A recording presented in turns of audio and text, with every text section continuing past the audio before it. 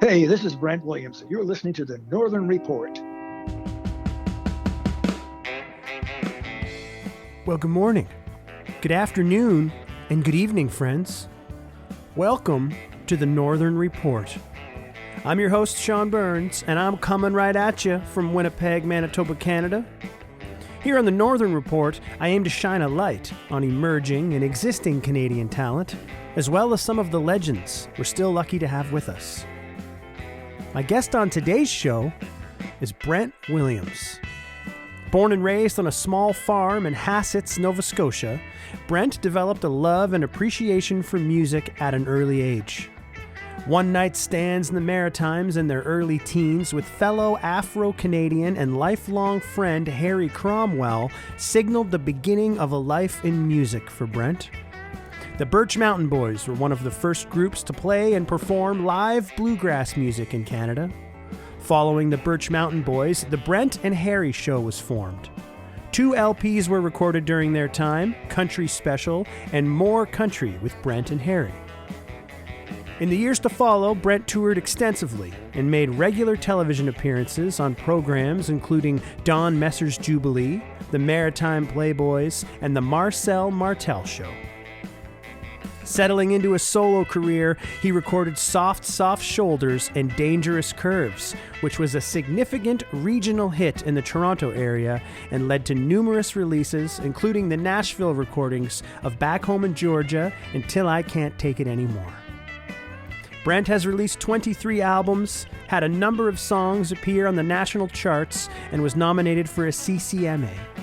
In 2013, he received the honor of being inducted into the Nova Scotia Country Music Hall of Fame, and in 2015, Brent received the prestigious Lifetime Achievement Award from the African Nova Scotian Music Association. An accomplished musician, consummate entertainer, and truly a pioneer in many facets of the music industry in Canada, it was a great pleasure to speak with Mr. Brent Williams. Friends, I hope you'll enjoy this conversation. I know I did. And let's welcome Brent Williams to the Northern Report. Hello. Hey there, Brent. Hi, Sean. How's it going, man? Doing very good. How you doing today? I'm doing good. Yeah, I'm doing good. Just get back from my hike. Oh, yeah? Yeah, I walk a couple of miles or so every day when the weather's good, and that. So Absolutely. Whereabouts did you say you live in Ontario? just north of Peterborough, a little town called Lakefield. That's a nice area. Beautiful, yeah. It's in the Kawartha, which is in the tourist area. It's just, it's a lot of lakes and it's a beautiful part of Ontario. How long you been out there? That's 2.5 years now. Oh, nice. Yeah, I grew up in Oshawa, so not too far away. Oh, right. That's right. Yeah, I just the last prior to coming here, I was out in Nova Scotia. That's where I was born and raised out there. I went back to my home province for 20 years and I decided to come back this way again to be closer to my immediate family. So, whereabouts did you grow up in Nova Scotia? Between Digby and Yarmouth. Small communities. Oh, I was right in the I call it in the sticks, but it's a rural area. And so I grew up in a very primitive way of life, lived off the land and that kind of thing. So I think it's just a sweet way to grow up and a great experience. Lots of music being played around the house in those days? Oh yeah.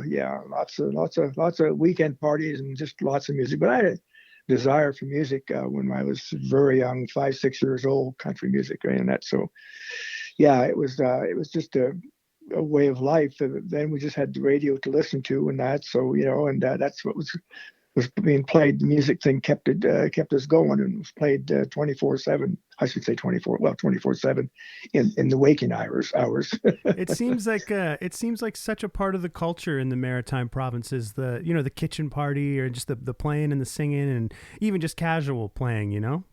Oh yeah, it's a big part. It was a big part of my growing up, and there's always something like that going on, So yeah. Were you into the country music from a young age, like right away? It was something that resonated with you? Oh yeah, because that's that was I heard that most on the radio. My mother liked country music, and she but we listened to everything, but country. I heard more country than anything else. And so I was drawn to that at a very young age, like 5, 6 years old, right? Right I was on. I was I was listening to the Grand Ole Opry when I was like, 5, 6 years old, 7, and I had visions, pictures of those guys on stage, and I'm thinking, this is what I want to do. So when I got old enough, I was 18, I went on the road, and we started touring. Who were your favorite singers back then? Oh, I had Porter Wagner, Webb Pierce, the Louvin brothers, and all those guys on the Opry, Minnie Pearl, and Rod Brasfield, the comedians, and the Welborn brothers, just a lot of guys, from that era, and Roy Acuff and all those guys. What a great time for country music. Oh, it was absolutely incredible. Yeah, incredible. Yeah, I love Porter Wagner. Yeah, he had some great stuff, great hits, and there was we get into Ferlin Husky and all those guys later on. They came through. I'm trying to remember some of the other names, Jerry Reed and all those guys. But in the early days in the 50s were the ones I just mentioned. There was some of the ones, there was like a lot of different ones. I ended up working with some of those people later on when I worked the Horseshoe Club in Toronto, and they'd come in and work there as well. So it was kind of nice to be able to work with some of the ones that I grew up with, and I could emulate it and that kind of thing, So. But how about the local scene out there in Nova Scotia? Like when you were coming up and getting started, was there any local singers or bands that you looked up to or helped you out when you were getting going? No, it was ugly. Really? It was bad. There was nobody around that was doing what we did. I think we were the only one or two bands. The only band that I knew of that was on the road, trying to make a living at it was our band, the Bluegrass, the Birch Mountain Boys, and the other guys. I think that I didn't know about them, but there were probably one or two others that were doing other types of music. But and whether or not they were doing it full time or not, I really don't know, because we were in the country, in the rural areas, and doing most of our stuff. And I suspect around Halifax and the cities, there was guys that were going out and working on the weekends. But these guys all had day jobs, and stuff like that too. So, but we went right at it. We believed what we were doing, and we wanted to be successful. So we just took and just paid the price, and it was a big price to pay. We didn't make any money back in those days. We just paid expenses, and that was about it, And this is the first band you were in when you were about 18? Yep. Yeah, Bluegrass. And we played Bluegrass. You were playing fiddle first in those days, or because I've seen you playing fiddle, banjo, and guitar. I was wondering what came first. I was playing the guitar and fiddle first, and I had a banjo later in my 20 years after that, actually, when I got working with my own bands. And I decided to get the 5-string banjo going. I worked it in later in the 70s, but in the early days it was just the fiddle and guitar. Now, is that Angus Walker and the Birch Mountain Boys? No, it was myself and Harry Cromwell, a fellow I grew up with, was my neighbor and like a brother. We still stay in touch. He lives just north of Toronto. And we did 2 albums together, and and he was part of the Birch Mountain Boys. It was just 3 of us. We started with me and myself, Harry, and Vic started that way, and then we added a few other people as we went along. Angus Walker, and we had a comedian, Lou Judry, originally in the band, and played the upright bass. A few people here and there would add in type of thing. Basically it was just the 3 of us, for the most part. The first time that I heard you, and I that's immediately when I reached out a few months back, is I got my hands on this compilation record called 16 Great Country Songs by Great Canadian Artists. And I think it was on the Banff Records label or something like that. And there's Brent and Harry, you guys doing the Buck Owens tune Foolin' Round. Yeah, right. Well, don't forget, Harry and I did 2 albums with Banff Rodeo Records, Banff Records. And we were all kind of like from that same era, that group around the Nova Scotia, Halifax area. We were all like working together period off and on, like with Angus Walker, George Beck, and Freddie McKenna, people like that. And we were working, would work off and on with one another, and sometimes on a regular basis on a tour for a year or 2 in bands and stuff like that. But yeah, so we kind of like, we worked together on one another's recordings. And so, I mean, like being in such a defined group, the company would release albums like that featuring a group of us individually on the album to make up the compilation. Where was the Banff label out of? Originally from Peggy's Cove in Nova Scotia is where we first did our first album, and that's where a lot of the albums were done in the early days. And that's, like I say, in Peggy's Cove, Nova Scotia, where the guy that owned the company, George Taylor. He was, no, did I say George Taylor? Yeah. I guess I'm sure it was George Taylor. Yeah. And he was Scottish, and yeah. So he loved the Gaelic music, and of course Nova Scotia is full of that kind of music. So he tapped into that big time, and he'd reach out and do other things as well. But a lot of his recordings were focused on the Gaelic, music, like the fiddle players, Scotty Winston Fitzgerald and Brian McLean from Cape Breton and those kinds of guys, So, but yeah, and then he would if other guys were circulating around on a full time basis, like the Birch Mountain Boys were, he'd record them as well. So yeah, it's pretty communal. So you guys are doing your own thing and you're backing each other up and stuff like that. Oh yeah, exactly. I mean, the first album that I was ever on and ever recorded was in a radio station in Antigonish. And this was Angus Walker and myself and Harry, the Birch Mountain Boys. And we had a lady that come in and sang a couple of songs and did this album with Angus. And we did it right at the radio station in Antigonish. That's cool. And all of our recordings back in those days, even the rodeo records, Banff records at Peggy's Cove was just 2-track machines. There was nothing like we had later on, like 4 tracks and multiple tracks. We just had the 2-track machine. It would be a lot when you did your editing, we'd be cutting and splicing and stuff like that to put it all together to get a master together, right? So it's a lot of work. You had to be good in those days to record, eh? Oh, yeah, absolutely.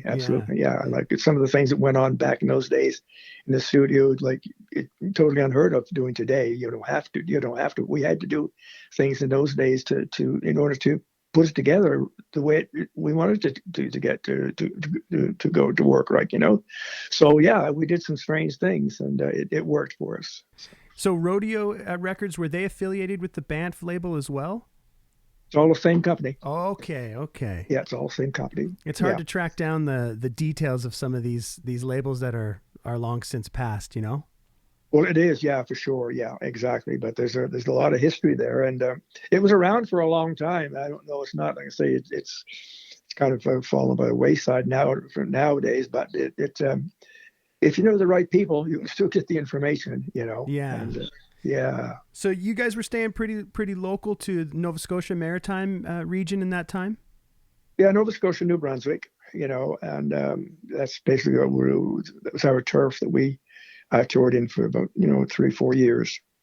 And we then and then we got into the Gaspé Coast, northern New Brunswick, and Gaspé Coast in Quebec.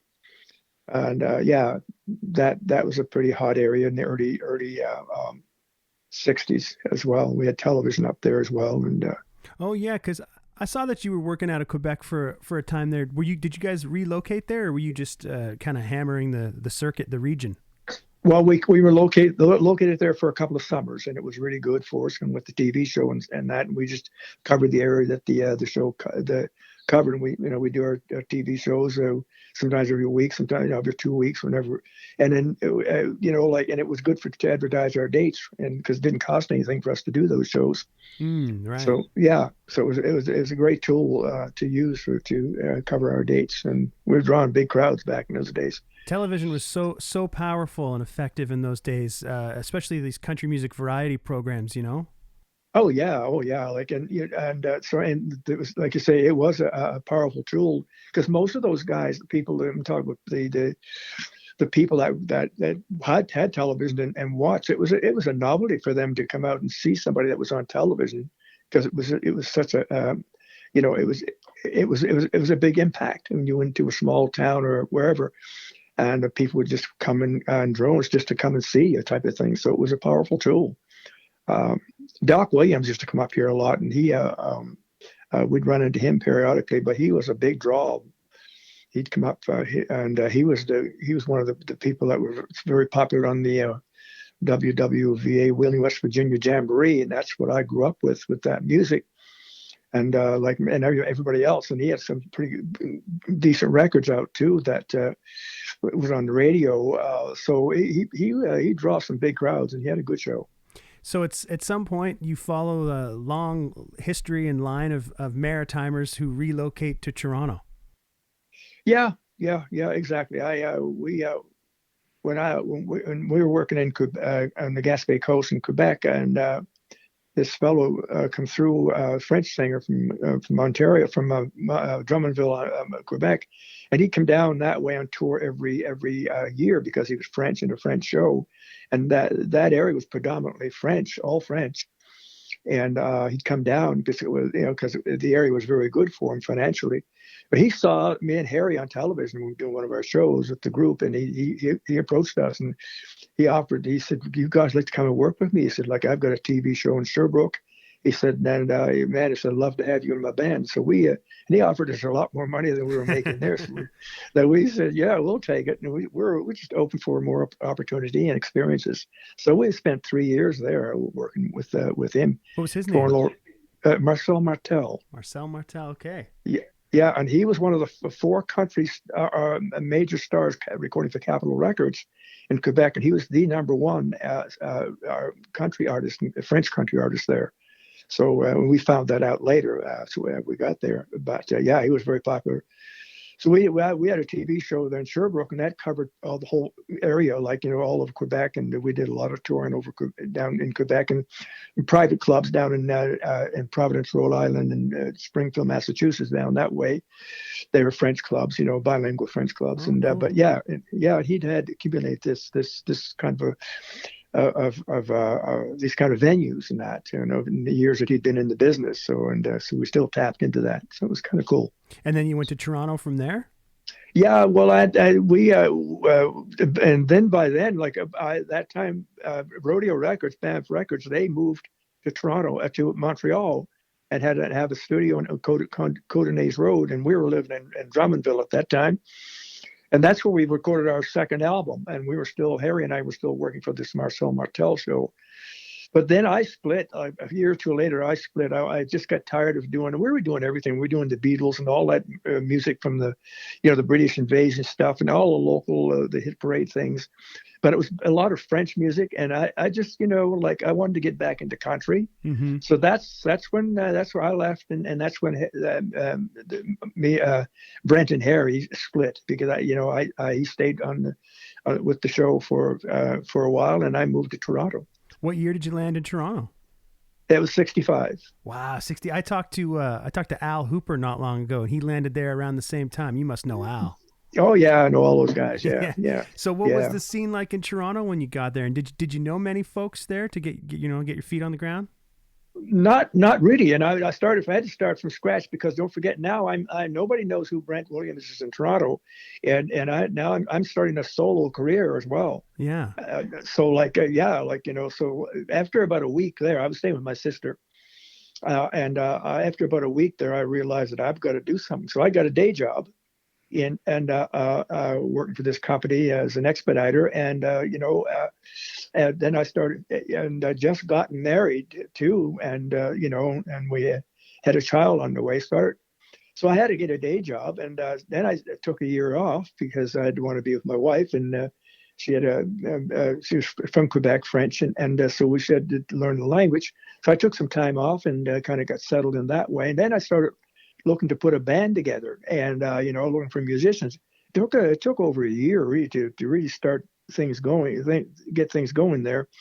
It's a slow process, but I finally got it going. And then I ran into this fellow. I was doing what was I doing? A club, I think, and this guy come in, his wife, one night, and said, "Brent," he said, he said, "I want to talk to you." So we talked, and he said, "Listen, I'd like to record you." And that's exactly what I was looking for, to start my career, get my career, solo career kickstart. So we got together, and and I had a song that I'd gotten from Rodeo Records several years prior, and we pulled this song that I thought would be a good one to work with. So we got in the studio, and his had the studio in this bus he used to tour in. It was a big bus. And he had a studio built right in the back of that thing, and he recorded right in that. just north of Toronto, actually, where he lived in King City. And we got together, and I had this song called "Soft, Soft Shoulders and Dangerous Curves," and recorded it. And I used my bass player from the band, and I did some overdubs, and we released it on his label, Canuck Records. And boy, we took it into the radio station, CFGM Radio in Toronto, Richmond Hill, actually, and they were the biggest country station around at that time. And boy, they liked it, and they started playing it on a regular basis. So it really was a local regional hit for me, and got me established very quickly and quite well with the best musicians around Toronto. So that was kind of a door opener for me. What year was that? That was in 68. 68. Okay, so you were sort of just getting your feet on the ground, getting your feet wet in the local scene, and then you recorded that song, and it kind of propelled you in there. That's right, exactly. Yeah, absolutely. Yeah. So I was doing things. I was hosting I think it was a monthly music show that some people, friends, they become friends of mine, and they asked me if I'd MC this show and stuff like that, and it was I started doing that. We went on for a couple of years. It was once a month, and this thing grew into be a big thing. And we did this in the Locarno Ballroom in Toronto, and we had some big crowds coming in there. We had people on there, Stompin' Tom Connors, and I think we had Sweet Daddy Siki on, and cool. People like that, and I had a lot of connections too, and they had some connections. So yeah, we could, and it was the place to go. And anybody in the business was there, like Dick Dameron and people like that. They all came and were part of this thing as special guests, right? So, and we had the radio station, CFGM was involved, and there's a couple of their DJs that come in and host the show occasionally and as well. So it was a great contact for everybody. Were you doing six-nighters in the taverns and bars too at that time? Yeah. Oh yeah. What kind of places were you playing? Remember any of the names of the joints you were regular at? Well, yeah, there was so many of them. I was trying to remember some of them. It's been a while. The Waverly Hotel.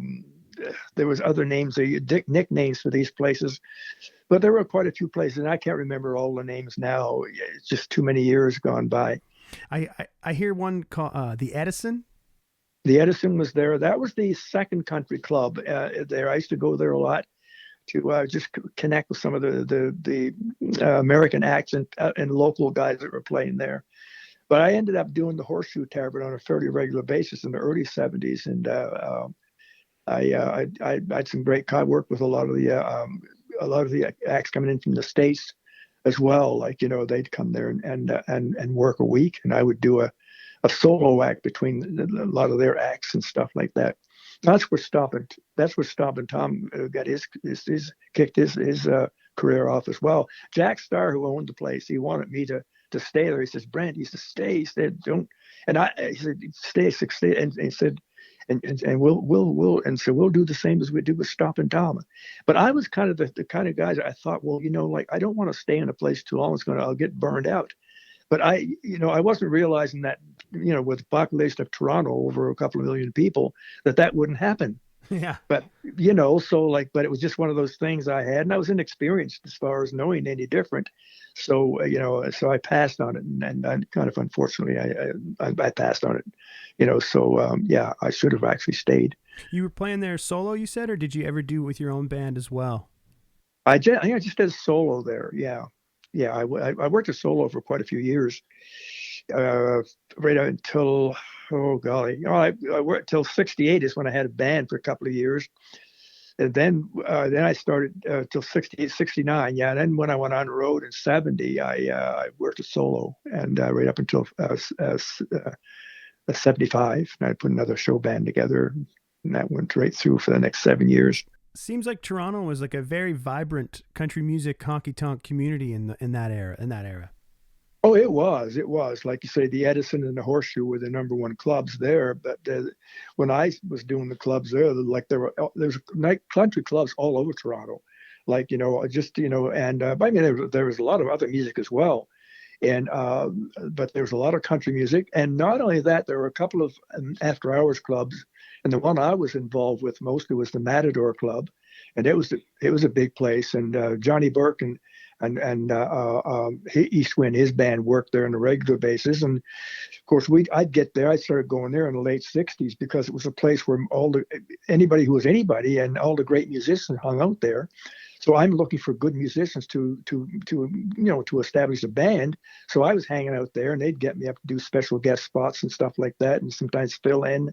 So it was a great venue to get recognized in, and making great contacts. Because, like I say, anybody in the business, in the industry, they'd be there. They'd check out, see who was there, who they could recruit or whatever it might be that they were looking for. So yeah, it was a great venue. That's a classic after hours gig. It started at like 2 a.m. Yep. 2 till 6 in the morning. Yeah. There was a time when I was working a day job. I did work a day job for 4 years, and then I was working a club 6 nights a week, and the after hours clubs Friday and Saturdays. So it was pretty crazy, Yeah, I heard a lot of stories of fellas. My old man told me too. He's like, you play your gig Friday night, and then you pack up and you go do the Matador, and then you do that 2 to 6 or whatever, and then the next afternoon you're on stage for the matinee, and then you do the gig, and then you do the Matador again, just playing music all the time. Yeah, that's crazy. So I've started to run across a handful of your records from the 1970s on the Paragon record label. Okay. And that's where I keep finding a lot of these artists. And I was wondering if you could give me any insight on the Paragon label and what it was like with those albums of yours. Well, the Paragon Marathon, same company. They just went from Paragon to Marathon. Mm-hmm. And I did what did I do? Three albums with them, I believe it was. Yeah, that's what I got here. Yeah, and then I did 3 more on my own label after that. But I did 3, and so they were going concern. I did those 3 albums in about 2 to 3 years. But I was also recording with Boot Records at that time too. They flew me to Nashville to cut 4 sides, and down there in '72, that was back home in Georgia. It was the #1 song for me in a lot of radio stations across Canada, and the follow up to that was "Till I Can't Take It Anymore," and there was like that. And so that was all '72, '73, and they really opened a lot of doors for me as well. So that was quite an experience to record down there. And I was there in '72 at RCA Victor Studios, and Unita Kerr singers did the choral background. And, wow. It was an amazing experience. Studio musicians, like they just in there. These guys lived in their farms out in the country. They'd come in to spend the whole week with their motorhomes and park right by the RCA Victor Studios and just do 4 sessions a day. Man, it was just crazy. Just efficient musicians. Oh yeah. Incredible stuff. Yeah. Just amazing. Yeah. Hey there again, folks. As we approach the halfway point of today's episode, I'd like to thank you once again for tuning in. You're listening to the Northern Report podcast. I'm your host, Sean Burns, and our guest today is Brent Williams. I'll remind you to follow along with the Northern Report podcast and our playlist on Spotify. Subscribe on Apple or Google Podcasts. You can listen on YouTube, our Anchor.fm home base, or wherever you find your podcasts. It was quite a ride for Brent Williams. From a small town in the Maritimes, picking bluegrass, to the bright lights and big city and the vibrant honky-tonk scene of downtown Toronto. Brent had releases on a variety of labels and found success with singles all throughout the 1970s with songs recorded in Canada and in Nashville. He proved to be a very valuable asset in research for me here on the Northern Report. After our conversation, he put me in touch and helped me track down both Ollie Strong and Jack Boswell. And I'm just fascinated by the Paragon Marathon record label that was responsible for thousands of local and regional releases from the 60s through the 80s and even beyond. The first full album of Brent's that I got my hands on was 1970's On the Go, released on the Paragon label. I was eager to hear more about that whole scene and time in Toronto. We dug into that, along with Brent's path, recording and performing in the years that followed, including going into the hotel business and winning a fiddle contest that he didn't even enter. Here's the back half of my chat with Brent Williams. I don't know how much of this is accurate, because I've been digging around and things get lost in translation over time. But the one record that I got my hands on was On the Go from 1970.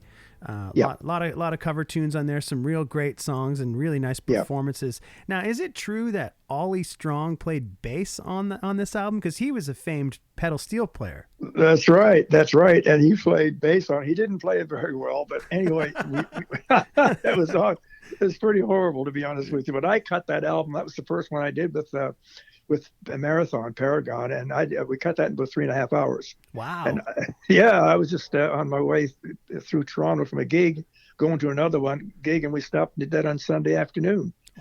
That's incredible. No. So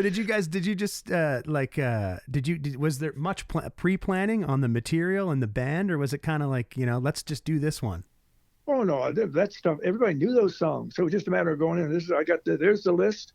Let's do it. And there was no rehearsals. That's awesome.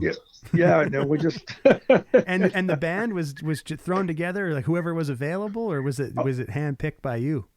No, whoever was available. And sometimes side get hold of one guy and I said, look, this is what I'm doing, or whether it be Ollie and I really hit it off big time at the early stages of my moving to Toronto. And I just say to him, Ollie, look, I need some guys that I'm doing this album. He said, okay, no problem, I'll put it together. Wow. So he had Al Briscoe and people like all the top-notch players and stuff like that. So and so on that album, he said, well, I'll play some bass. Now I don't know if he ever played bass before.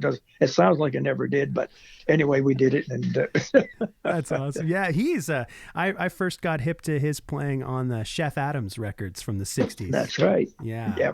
Really nice stuff with him and Mickey Mcgivern on guitar. Yeah. We all worked together, that bunch.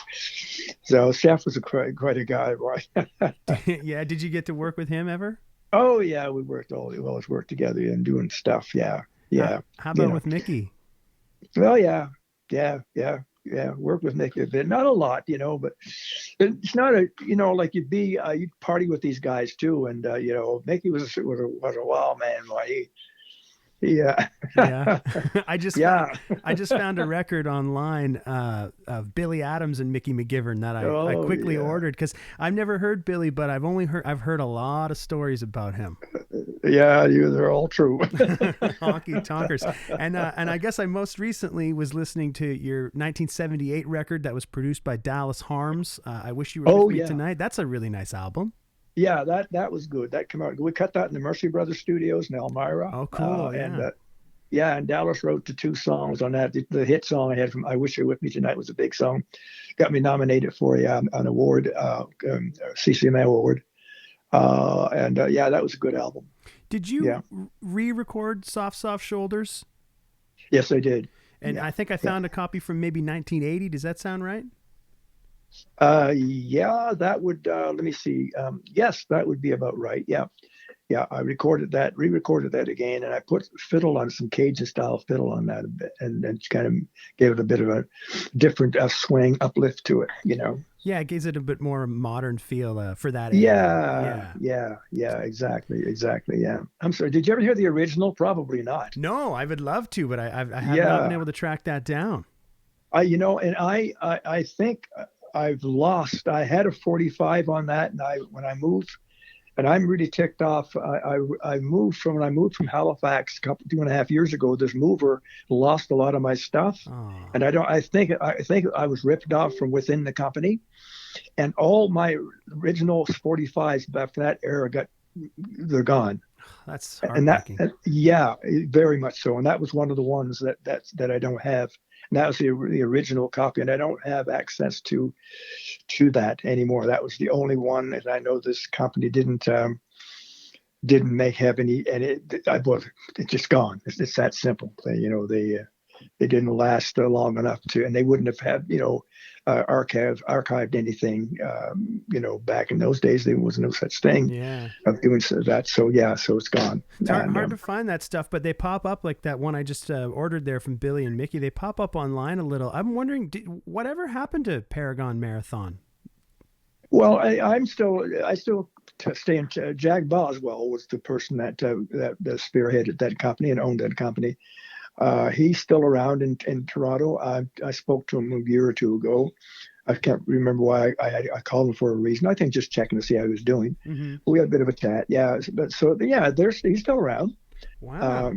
Yeah. Oh, yeah. If you wanted to get a hold of him, I could give you the information. Absolutely. I would just love to talk to learn more about this label, because it seems like, you know, even Al was telling me like he made some records, but then all of the fellas in his band had their own records as well.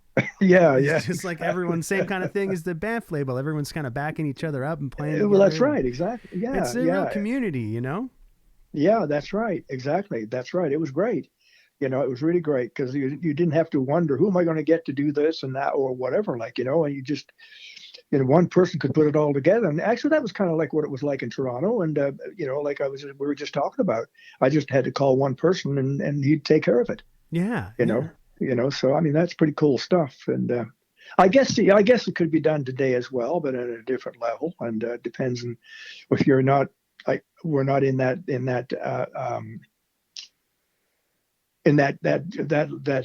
current groove with these people, like I'm not anyway. So, but I suspect it still happens out there, you know, in a much larger way, I suspect, you know, so. You maintained your fiddle playing all the way through?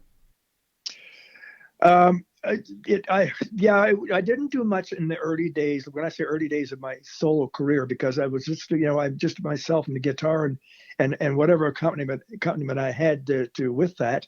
And it wasn't very appropriate to do fiddle without having some kind of a rhythm behind it. And I didn't have, that was before we had the tracks and stuff like that. Even the drum machine wouldn't be a good thing to have, but I didn't even have that. I worked with a hi-hat and a tambourine, like a type of thing to give me some rhythm when I played the guitar. So that wasn't very good to play fiddle like that. And, you know, it just wasn't cool. So I left it out for a number of years until I got a band, and then I put it back in again. And I just, you know, and I recorded 3 fiddle CDs, you know, as well. So, yeah. Well, how is it that you won a fiddle contest that you didn't even enter? What's that all about? Well, when I had a pretty hot show band, and I was playing a lot of big clubs.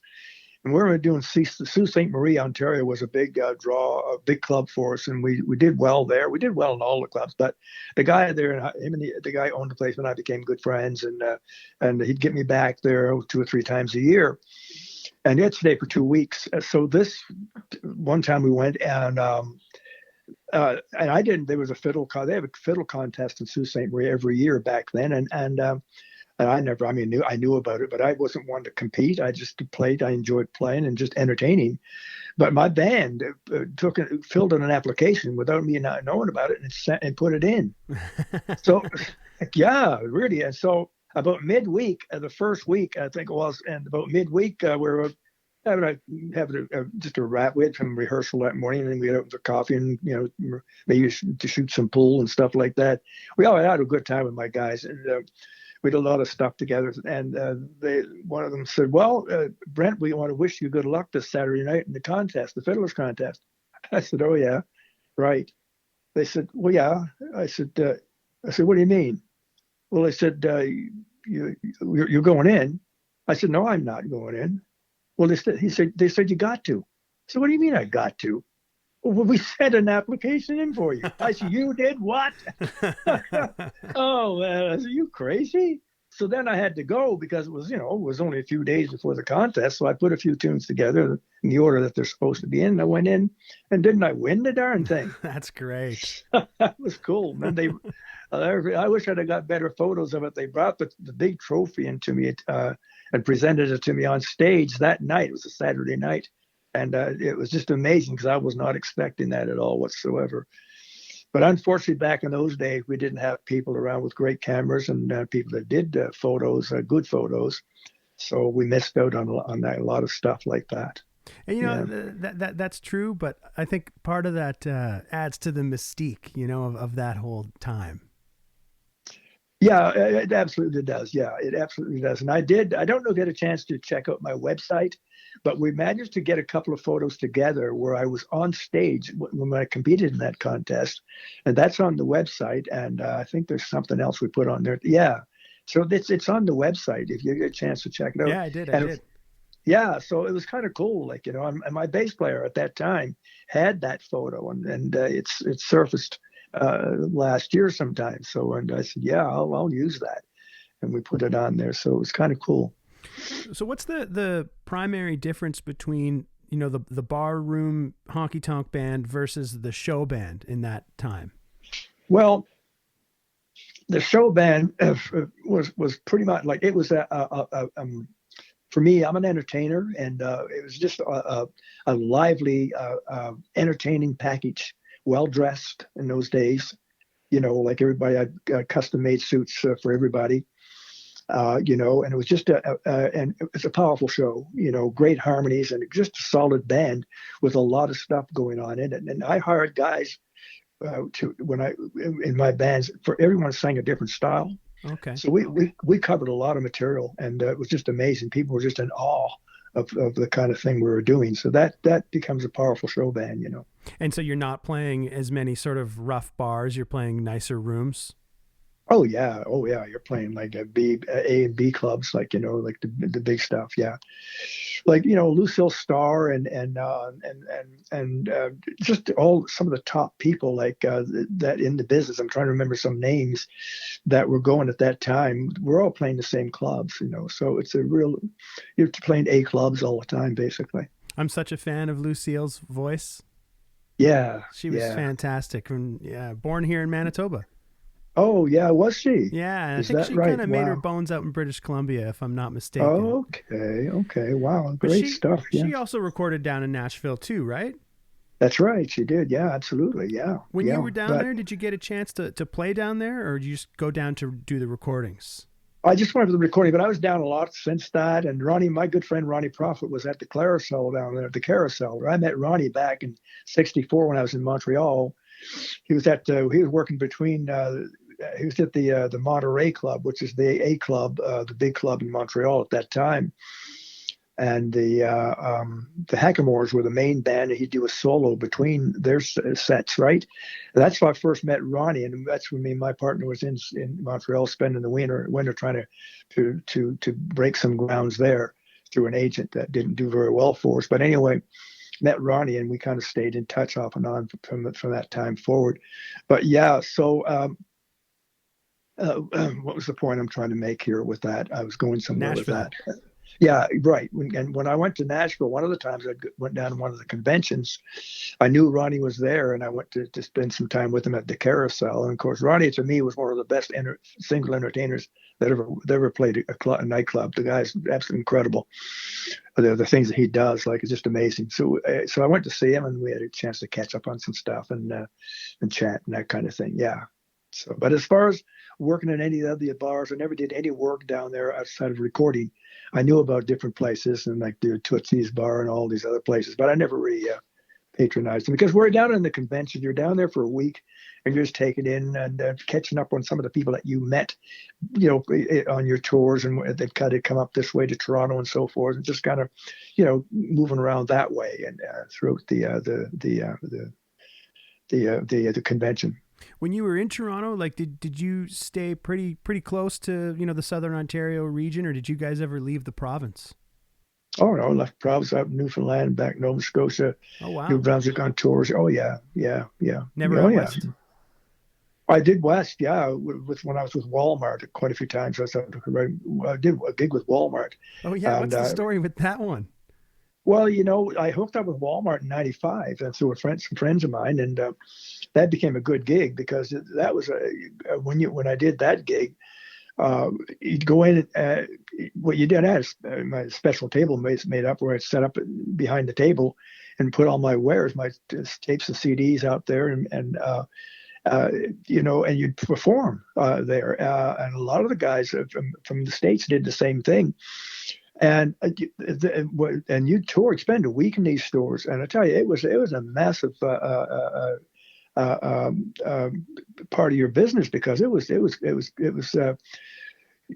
they had a department in their cash register were for the entertainers because the sales were incredibly large because you'd sell a lot of product there. and you didn't have to deal with the people on a one-to-one basis. You did, speak and talking to them and so forth. But as far as your merchandise, they just throw it in the carts with the rest of the merchandise and check it out. Oh wow! So I keep an inventory of what I had on the table. At the end of the week and Sunday, we'd match up inventories, and and if there was any discrepancy, we'd work it out, and you'd get paid cash, and away you went. So it was an incredible venue, and I did that for a couple of years, right from coast to coast, right from Newfoundland right to BC. Were they like store opening things, or just No?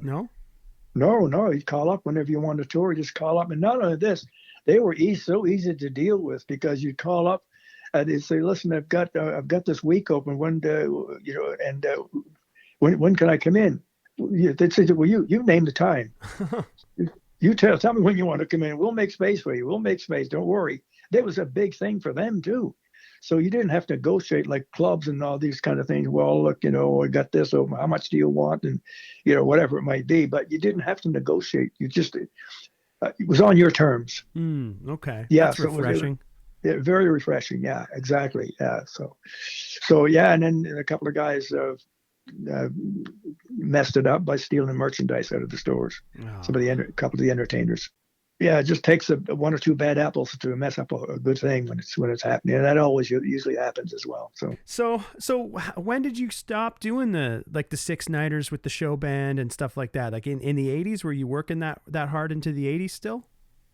Just till 80, the end of 82, and that I had worked a deal to buy the Welland Hotel in Welland, Ontario. Oh. And that deal, we by the time January 1st started, we were playing there, but we'd worked a thing. Was a waiting period until the following April of 83. We played in that club the whole winter and jammed it every night. That's such a country music singer thing, get off the road, buy yourself the hotel, and you got a home base. Yeah, exactly. But the thing that was amazing to work that club for 3.5 months and fill it every night was just an absolutely unheard of, incredible thing. Because but I had such a great following, and they just came in drones just to every night, and then when I took it over, it was around near the end of April, and in 3 years I had the place I had just going. I'd increased the business from where it was to another. Yeah, it was just I had it doing nearly $750,000 a year. Whoa! Did you bring other bands in as well? Oh yeah, I was bringing in a lot of big names. Ronnie Proft come in for one night, and Terry Sumption. I think I had a band from out west, but I can't remember what they were. But a lot of bands that were in circulation around the area, like Grant Carson. I was in there. And I had some American stuff. Gene Shepard come in and did one night. That's incredible. And I catch these guys on with an open night on the road. The agent that I was dealing with would catch them, and they'd say, "Brent, do you have a night open?" Yeah. And so I got Gene Shepard in there, and somebody says, "You got to get the owner, Brent, come up and play the fiddle." And I didn't. They did this. I didn't know about this, and all of a sudden she calls me, "Brent, you got your fiddle?" And I'm behind the bar. And I said, "Who the heck did that?" So I said, "Well, yeah, I got it." She said, "Can you come on up?" And I said, "Yeah, all right." So I had my fiddle back in the office. I got it out, went up, and we did some stuff together. And she was just elated. She said, after the thing, she said, "Man," she said, "I love it. Can you come back? Would you like to come and work with me on the road?" I said, well, "I can't do that." She's one of my favorites. Yeah, it was good to work. I always liked her, and that. So it was fun to do that, But yeah, I'd had a lot of people come in and work the club. I can't remember all the names, but there were a lot of different bands, and yeah. Out in Welland, Ontario. In Welland, Ontario, yeah. And then you sold the place and moved on, or what happened there? Yeah, I got it. Yeah, after I got out and I moved on from there after about 6 years, went back and went to Angus, Ontario, and bought a place there. And it was a pizza place, and it had a little lounge in it and that kind of thing. So we kind of did that. In recent years, you've kind of leaned more towards the gospel music. You want to talk about that a little bit? Yeah, I've been doing gospel. I've got a couple of videos, 2 or 3 videos out now in gospel music, and I've started doing that about 5 years ago. And that's where I'm going now with my music, my life. And so, and my latest one out right now is The Umbrella in the Rain. That CD is on out now as well. And so we've been doing a lot of that kind of thing. And I'm working on a new gospel song now, but it's also kind of a protest song as well. I won't go into a great detail on it, but I have a friend that I've run into down here, lives about an hour from me, and we're writing this song together. And I like co-writing with other people because I don't write enough to be good on my own, but I can be very influential when it comes to writing with somebody else. So that's why I was blessed to find somebody in this area that I can do that with. And this guy's a really good writer too, a great artist, and he's written some 3,000 songs, so he knows his way around. He's a good guitar player as well. So yeah, it's pretty cool. Yeah. So, and we're working on a song right now that's I think it's going to be it's appropriate for the time and the things we're going through in our globe, on our globe, and as far as the racism and that kind of thing, So we're going to incorporate that. You've probably heard of Rosa Parks. Oh yes. Okay. Well, the Viola Desmond did a scene in 1946 before the Rosa Parks followed up 7 years later. And it's going to be based on that kind of thing. I'm not going to go into detail any more than that on it, but you kind of gives you an idea of what this song is going to be all about. Absolutely. So yeah, before the pandemic, you were still getting out there and performing live still? I was doing some, not as much as I normally would, but I was taking some things off of my plate and out of my life that were bogging me down. And we tend to do that. I was always the kind of person to take on more than what I can handle. And that can be a dangerous thing to do. And I had to just lighten my load and deal with some life issues and stuff like that. And I lost my son 2 or 3.5 years ago, and that was hard. Yeah, it was not the easy thing to deal with, and but it's just one of those things. But it's life, and there's some things I had to deal with in life as well, in my personal life. So I took some time away and just backed away from things. But and then the pandemic hit and kind of kept the door closed. Yeah. So we're just holding on to things right now and waiting.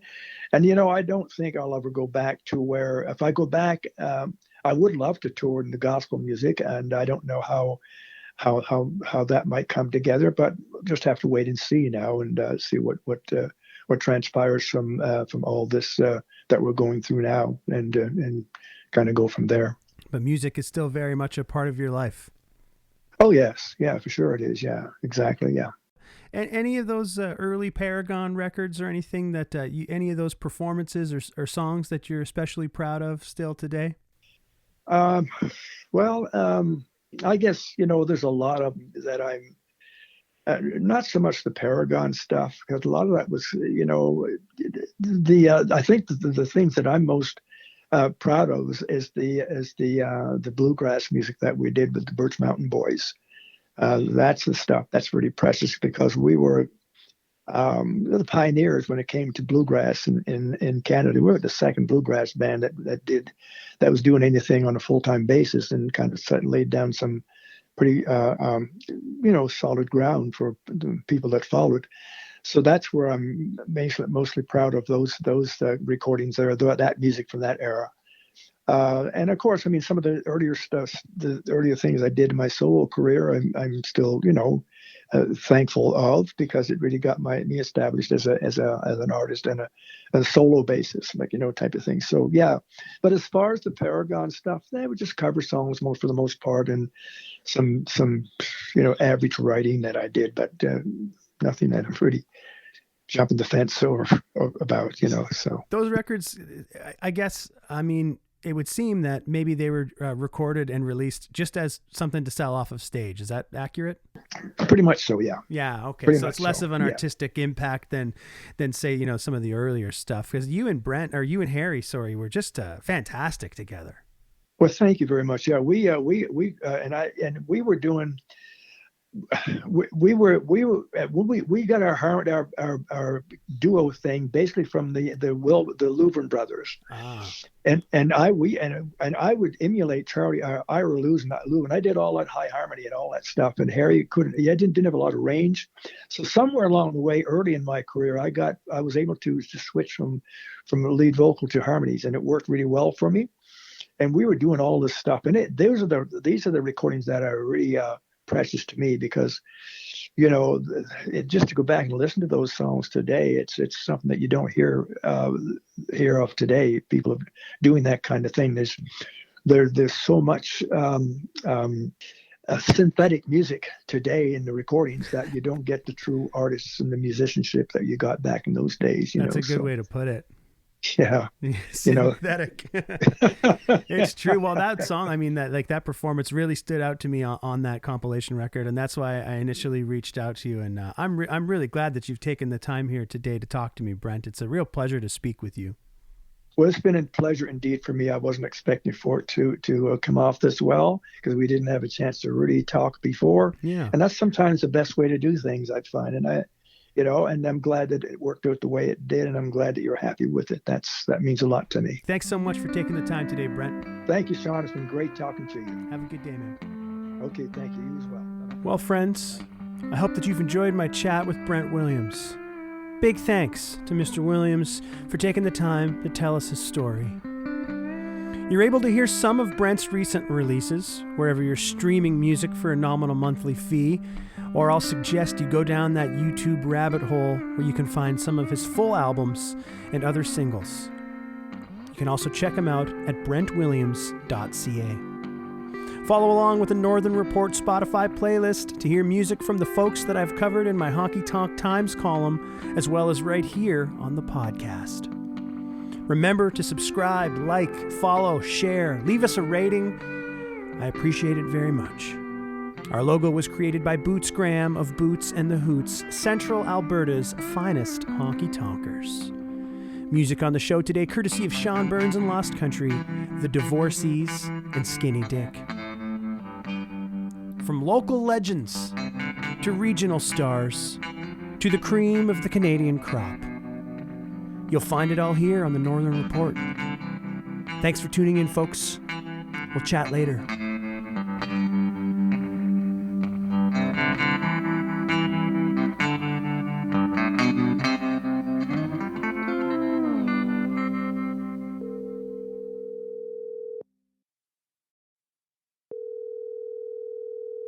Hey, You got something prepared for me? today I can feel it touching home.